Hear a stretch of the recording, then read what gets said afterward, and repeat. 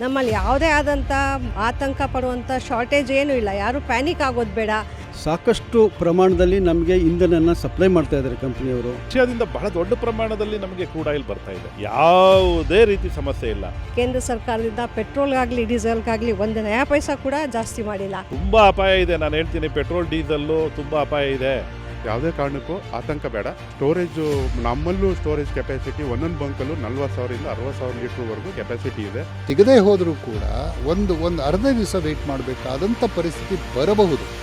ನನಗನ್ಸುತ್ತೆ ಯುದ್ಧ ಒಂದು ವರ್ಷ ನಡೆದರೂ ಕೂಡ ಭಾರತಕ್ಕೆ ಈ ಇಂಧನ ಬಿಕ್ಕಟ್ಟು ಆಗೋದಿಲ್ಲ. ಇಸ್ರೇಲ್ ಇರಾನ್ ನಡುವೆ ನಡೀತಾ ಇರುವಂತಹ ಯುದ್ಧದ ಪರಿಣಾಮ ಜಾಗತಿಕವಾಗಿ ಇಂಧನಕ್ಕೆ ಬಿಕ್ಕಟ್ಟು ಎದುರಾಗಿದೆ ಅನ್ನೋ ಆತಂಕದ ನಡುವೆಯೇ ಈಗ ಭಾರತದಲ್ಲಿಯೂ ಕೂಡ ಕೆಲವೆಡೆ ಪೆಟ್ರೋಲ್ ಡೀಸೆಲ್ ಅಭಾವ ಆಗ್ತಾಯಿದೆ ಅನ್ನೋದು ಆತಂಕ ಮನೆ ಮಾಡಿದೆ. ಆದರೆ ಮೈಸೂರು ಜಿಲ್ಲೆಯಲ್ಲಿ ಪರಿಸ್ಥಿತಿ ಯಾವ ರೀತಿ ಇದೆ ಅಂತ ತಿಳಿಸ್ಕೊಳ್ಳೋದಕ್ಕೆ ನಾವು ಮುಂದಾಗ್ತಾ ಇದ್ದೀವಿ.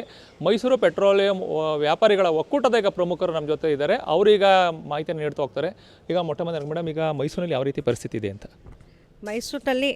ಮೈಸೂರು, ಚಾಮರಾಜನಗರ, ಮಂಡ್ಯ ಇಲ್ಲೆಲ್ಲನೂ ಯಥಾಸ್ಥಿತಿ ನಾರ್ಮಲ್ ಆಗಿದೆ. ಯಾವುದೇ ಆತಂಕಕ್ಕೊಳಗಾಗುವಂಥ ಸಮಸ್ಯೆ ಏನೂ ಇಲ್ಲ.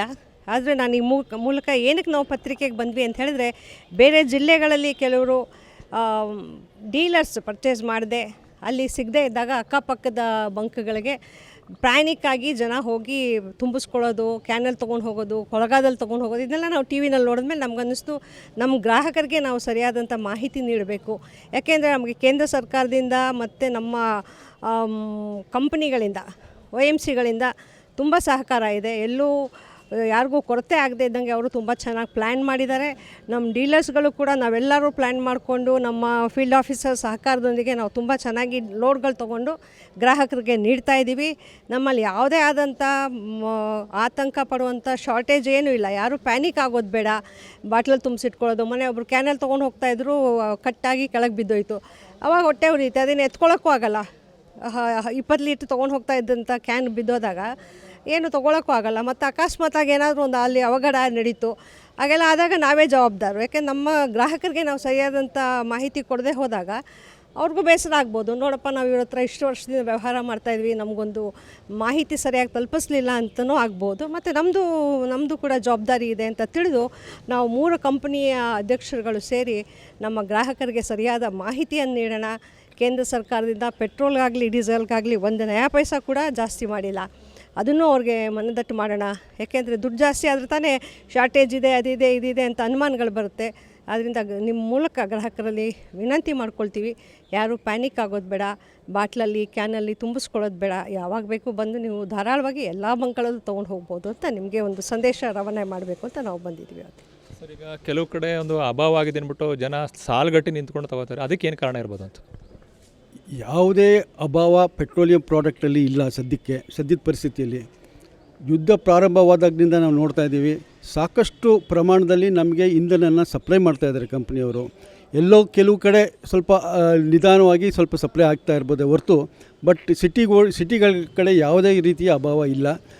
ಕಸ್ಟಮರ್ಸು ಕೂಡ ಯಾವುದೇ ರೀತಿ ಕೊರತೆ ಉಂಟಾಗೋದಿಲ್ಲ. ಆದ್ದರಿಂದ ಅವರು ಅನಧಿಕೃತವಾಗಿ ಸಂಗ್ರಹ ಮಾಡೋದನ್ನು ತಪ್ಪಿಸ್ಬೇಕು, ಬಾಟ್ಲು ಮತ್ತು ಕ್ಯಾನಲ್ಲಿ ತೊಗೊಂಡು ಹೋಗೋದನ್ನು.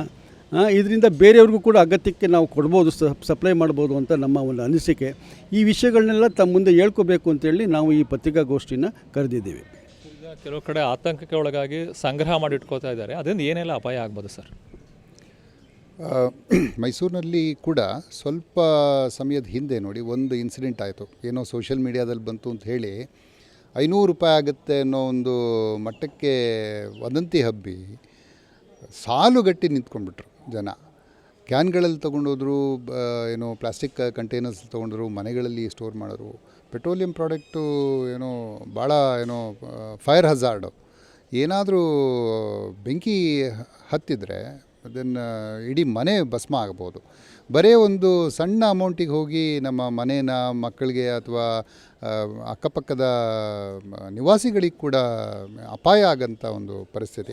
ನಾವು ಹ್ಯಾಂಡಲ್ ಮಾಡುವಾಗ ನಮಗೆಲ್ಲ ಟ್ರೈನಿಂಗ್ ಇದೆ, ನಮ್ಮ ಎಂಪ್ಲಾಯೀಸಿಗೆ ಟ್ರೈನಿಂಗ್ ಇದೆ.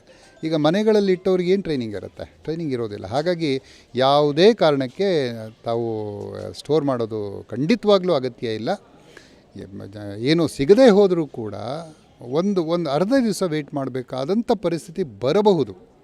ಈಗ ಯುದ್ಧ ಭಾಳ ಭೀಕರತೆಗೆ ಹೋಗಿ ಏನೋ ಆ ಥರ ಇಶ್ಯೂಸ್ ಬಂದರೂ ಕೂಡ ಏನಾಗ್ಬೋದು, ಒಂದು ಅರ್ಧ ದಿವಸದಲ್ಲಿ ಖಂಡಿತವಾಗೂ ಸಿಗುತ್ತೆ. ಹಾಗಾಗಿ ಕ್ಯಾನು ಬೇರೆ ಪರಿಕರಗಳಲ್ಲಿ ಯಾವುದೇ ಕಾರಣಕ್ಕೂ ಸ್ಟೋರ್ ಮಾಡಬೇಡಿ. ಭಾಳ ಇದು ಏನು ಜೀವ ಹೋಗೋಂಥ ಒಂದು ಅಪಾಯ ಸನ್ನಿವೇಶ ಆಗ್ಬೋದು. ಸರ್, ಈಗ ನಮ್ಮಲ್ಲಿ ಎಷ್ಟು ದಿನಗಳವರೆಗೂ ಆಗುತ್ತೆ, ಜನಕ್ಕೆ ಯಾವ ರೀತಿ ಅಭಯ ನೀಡ್ತೀರಿ ಅಂತ? ನಾನು ಆಗಲೇ ಪತ್ರಿಕಾಗೋಷ್ಠಿಯಲ್ಲಿ ಹೇಳಿದೆ, ನಾವು ಬರೀ ಇವತ್ತು ಇಂಪೋರ್ಟ್ ಮಾಡ್ಕೋತಾ ಇಲ್ಲ, ಎಕ್ಸ್ಪೋರ್ಟ್ ಕೂಡ ಮಾಡ್ತಾಯಿದ್ದೀವಿ. ಅಷ್ಟು ದೊಡ್ಡ ನಮ್ಮಲ್ಲಿ ಸ್ಟೋರೇಜ್ ಇದೆ, ಏನೂ ತೊಂದರೆ ಇಲ್ಲ. ಇವತ್ತು ವಿಶ್ವದ ಅತಿ ದೊಡ್ಡ ಏನು ಪ್ರಜಾಪ್ರಭುತ್ವ ಮತ್ತು ಜನಸಂಖ್ಯೆ ಇರುವಂಥ ರಾಷ್ಟ್ರ ಹೆಂಗೆ ನಿರ್ಮಾಣ ಮಾಡಬೇಕು ಅನ್ನೋದನ್ನು ನಮ್ಮ ಸರ್ಕಾರಗಳು ಮಾಡ್ಕೊಂಡು ಬಂದಿವೆ. ಅದರಲ್ಲೂ ಈಗಿರೋ ಸರ್ಕಾರ ತನ್ನ ಪ್ರಮುಖವಾದ ಈ ವಿದೇಶಾಂಗ ನೀತಿಯಿಂದ ಹಿಡಿದು ಎಲ್ಲ ಭಾಳ ಚೆನ್ನಾಗಿ ನಿರ್ವಹಣೆ ಮಾಡ್ತಾ ಇರೋದ್ರಿಂದ ನಮಗೆ ನೀವು ನೋಡ್ತಾ ಇದ್ದೀರಿ. ಈಗ ಆರ್ಮೋಜು ನಮ್ಮ ರಂಜಿತ್ ಸರ್ ಹೇಳಿದ್ರು, ಆರ್ಮೋಜಲ್ಲಿ ನಮಗೆ ಭಾರತಕ್ಕೆ ಬರ್ತಾ ಇದೆ. ಅಷ್ಟೇ ಅಲ್ಲ, ರಷ್ಯಾದಿಂದ ಬಹಳ ದೊಡ್ಡ ಪ್ರಮಾಣದಲ್ಲಿ ನಮಗೆ ಕ್ರೂಡ್ ಆಯಿಲ್ ಬರ್ತಾ ಇದೆ. ಯಾವುದೇ ರೀತಿ ಸಮಸ್ಯೆ ಇಲ್ಲ. ನನಗನ್ಸುತ್ತೆ ಯುದ್ಧ ಒಂದು ವರ್ಷ ನಡೆದರೂ ಕೂಡ ಭಾರತಕ್ಕೆ ಈ ಇಂಧನ ಬಿಕ್ಕಟ್ಟು ಆಗೋದಿಲ್ಲ. ಅಷ್ಟು ದೊಡ್ಡ ವ್ಯವಸ್ಥೆ ನಮ್ಮಲ್ಲಿ ಭಾಳ ಚೆನ್ನಾಗಿದೆ. ಯಾರೂ ಗಾಬರಿ ಬೀಳಬೇಕಾಗಿಲ್ಲ. ದಯವಿಟ್ಟು ನಿಮಗೆ ಅಗತ್ಯಕ್ಕೆ ಎಷ್ಟು ಬೇಕೋ ಅಷ್ಟೇ ತೊಗೊಂಡೋಗಿ. ಜಾಸ್ತಿ ಈಗ ನಮ್ಮ ರಂಜಿತ್ ಸರ್ ಹೇಳ್ದಂಗೆ ಸ್ಟೋರ್ ಮಾಡ್ಕೋಬೇಡಿ. ಇದು ತುಂಬ ಅಪಾಯ ಇದೆ. ನಾನು ಹೇಳ್ತೀನಿ, ಪೆಟ್ರೋಲ್ ಡೀಸಲ್ಲು ತುಂಬ ಅಪಾಯ ಇದೆ. ಒಂದು ಸಲ ಅದಕ್ಕೇನಾದ್ರು ಕಿಡಿ ಹೊತ್ತಿದ್ರೆ ಆರಿಸೋದು ಭಾಳ ಕಷ್ಟ ಆಗುತ್ತೆ. ಅದಕ್ಕೆ ನಮ್ಮಲ್ಲಿ ವ್ಯವಸ್ಥೆ ಇದೆ. ನಾವು ಪೆಟ್ರೋಲ್ ಬಂಕ್ಗಳಲ್ಲಿ ಅದಕ್ಕೆ ಪೆಸೋ ಅಂತೇಳಿ ಇದೆ, ಪೆಟ್ರೋಲಿಯಂ ಎಕ್ಸ್ಪ್ಲೋಸಿವ್ ಸೇಫ್ಟಿ ಆರ್ಗನೈಸೇಷನ್ ಅಂತ. ಅದ್ರ ಪ್ರಕಾರ ನಾವು ಸೇಫ್ಟಿ ಮಾಡಿರ್ತೀವಿ. ನಮ್ಮಲ್ಲಿ ಆ ವ್ಯವಸ್ಥೆ ಇದೆ, ಮನೆಗಳಲ್ಲಿ ಆ ವ್ಯವಸ್ಥೆ ಇರಲ್ಲ. ದಯವಿಟ್ಟು ಯಾವುದೇ ಕಾರಣಕ್ಕೂ ಪೆಟ್ರೋಲ್ ಆಗಲಿ ಡೀಸೆಲ್ ಆಗಲಿ ಸ್ಟೋರೇಜ್ ಮಾಡಬೇಡಿ. ಪ್ರಾಣಕ್ಕೆ ಅಪಾಯ, ನಿಮ್ಮ ಮನೆಗಳಿಗೆ ಜೀವಕ್ಕೆ ಅಪಾಯ ಅಂತ ಹೇಳೋದಕ್ಕೆ ನಾನು ಇಷ್ಟಪಡ್ತೇನೆ. ಈ ವಿಚಾರ ನೀವೇನು ಹೇಳೋಕ್ಕೆ ಇಷ್ಟಪಡ್ತೀರಿ? ಸರ್, ಮೈಸೂರು, ಚಾಮರಾಜನಗರ, ಮಂಡ್ಯ, ನಮ್ಮ ಇವಾಗ ಮೈಸೂರು ಡಿಪೋ ವ್ಯಾಪ್ತಿಯಲ್ಲಿ ಒಂದು 6 ಜಿಲ್ಲೆಗೆ ಸರಬರಾಜಿದೆ. 6 ಜಿಲ್ಲೆಯಲ್ಲೂ ಏನೂ ಪ್ರಾಬ್ಲಮ್ ಇಲ್ಲ. ಆಮೇಲೆ BPCಲೂ ಸರಬರಾಜಿದೆ, ಎಲ್ಲ ಕಡೆ ಲೋಡ್ಗಳು ಹೋಗ್ತಿದೆ.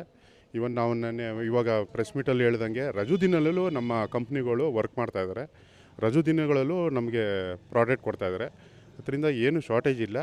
ನಮ್ಮ ಅಖಿಲ ಕರ್ನಾಟಕದ ಅಧ್ಯಕ್ಷರು ಹೇಳ್ದಂಗೆ, ಬಸವಗೌಡರು ಹೇಳ್ದಂಗೆ, ಮತ್ತು ನಮ್ಮ ರಂಜಿತ್ ಸರ್ ಹೇಳ್ದಂಗೆ, ಲೋಕೇಶಣ್ಣ ಹೇಳ್ದಂಗೆ, ಯಾವುದೂ ಸ್ಟೋರೇಜ್ ಮಾಡಬೇಡಿ. ಅದು ಭಾಳ ಫೈರ್ ಆಗೋ ಚಾನ್ಸಸ್ ಜಾಸ್ತಿ ಇರುತ್ತೆ. ಅದೊಂದು ಮನವಿ ನಮ್ಮಲ್ಲಿ ಪಬ್ಲಿಕ್ಗೆ. ನಿಮಗೆ 1 ಅವರ್ 2 ಅವರ್ ಯಾವುದೋ ಬಂಕಲ್ಲಿ ಡ್ರೈ ಆದರೆ ಪ್ಯಾನಿಕ್ ಆಗಬೇಡಿ. ನಮ್ಮ ಗೌಡ್ರು ಹೇಳ್ದಂಗೆ 300 ಚಿಲ್ಲರೆ ಮೇಲೆ ನಮ್ಮದು ಮೈಸೂರು ಡಿಸ್ಟಿಕಲ್ಲೇ ನಮ್ಮ OMCಗಳು ಅಂದರೆ ಇಂಡಿಯನ್ ಆಯಿಲು, BPC, HPC ಬಂಕ್ಗಳಿದೆ. ಯಾವುದೇ ಕಾರಣಕ್ಕೂ ಆತಂಕ ಬೇಡ. ಸ್ಟೋರೇಜು ನಮ್ಮಲ್ಲೂ ಸ್ಟೋರೇಜ್ ಕೆಪಾಸಿಟಿ ಒಂದೊಂದು ಬಂಕಲ್ಲೂ 40,000ರಿಂದ 60,000 ಲೀಟ್ರ್ವರೆಗೂ ಕೆಪಾಸಿಟಿ ಇದೆ, ಟ್ಯಾಂಕ್ ಕೆಪಾಸಿಟಿ. ಕಂಪ್ನಿ ನಮಗೆ ಎಲ್ಲ ಸಪೋರ್ಟ್ ಮಾಡಿ ನಮ್ಮ ಟ್ಯಾಂಕ್ಗಳಲ್ಲೂ ಆಲ್ಮೋಸ್ಟು ನಾವು ಮ್ಯಾಕ್ಸಿಮಮ್ 80% 90% ಸ್ಟಾಕ್ ಇಟ್ಟಿದ್ದೀವಿ. ಅದರಿಂದ ಪಬ್ಲಿಕ್ ಏನು ಪ್ಯಾನಿಕ್ ಆಗಬಾರ್ದು ಅಂತ ಕೇಳ್ಕೊತೀವಿ. ಧನ್ಯವಾದಗಳು ಸರ್. ಇದಿಷ್ಟು ಮೈಸೂರಿನ ಒಂದು ಪೆಟ್ರೋಲಿಯಂ ವ್ಯಾಪಾರಿಗಳ ಒಕ್ಕೂಟದ ಒಂದು ಪ್ರಮುಖರು ನೀಡಿರುವಂಥ ಒಂದು ಭರವಸೆ ಮಾತು ಅಂತ ಹೇಳ್ಬೋದು. ಯಾಕಂದರೆ ಪೆಟ್ರೋಲ್ ಡೀಸೆಲ್ ಸಾಕಷ್ಟು ಲಭ್ಯವಿದೆ ದೇಶದಾದ್ಯಂತ. ಯಾರೂ ಕೂಡ ಆತಂಕಕ್ಕೆ ಒಳಗಾಗಬಾರ್ದು. ಅನಗತ್ಯವಾಗಿ ಸಂಗ್ರಹಿಸಿಟ್ಕೊಂಡು ಅಪಾಯವನ್ನು ಮೈಮೇಲೆ ಎಳ್ಕೋಬೇಡಿ ಅನ್ನೋ ಒಂದು ಕಿವಿಮಾತನ್ನು ಕೂಡ ಇದೇ ಸಂದರ್ಭದಲ್ಲೂ ಅವರು ಹೇಳಿದ್ದಾರೆ. ಜನರು ಕೂಡ ಯಾವುದೇ ರೀತಿ ಆತಂಕಕ್ಕೆ ಒಳಗಾಗದೆ ನಿಮಗೆ ಲಭ್ಯವಾದಂಥ ಸಂದರ್ಭದಲ್ಲಿ ಒಂದು ಪೆಟ್ರೋಲ್ ಡೀಸೆಲ್ನ ಕೊಂಡುಕೊಂಡು ಇಟ್ಕೊಳ್ಳಿ ಅನ್ನೋ ಒಂದು ಕಿವಿಮಾತನ್ನು ಹೇಳಿದ್ದಾರೆ ಅಂತ ಹೇಳ್ಬೋದು. ಕ್ಯಾಮ್ರಾ ಪರ್ಸನ್ ಅರ್ಜುನ್ ಜೊತೆ ರಂಗಸ್ವಾಮಿ, ಪ್ರತಿನಿಧಿ ನ್ಯೂಸ್, ಮೈಸೂರು.